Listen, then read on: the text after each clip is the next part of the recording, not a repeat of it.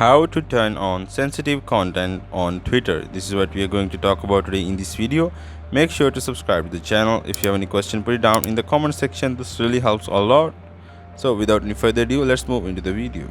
First of all, you have to go and open this Twitter app on your mobile.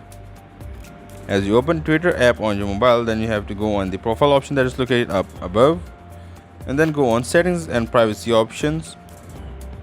After going to settings and privacy, you have to go on privacy and safety option. As you go to privacy and safety option, then you have to go on content you see option.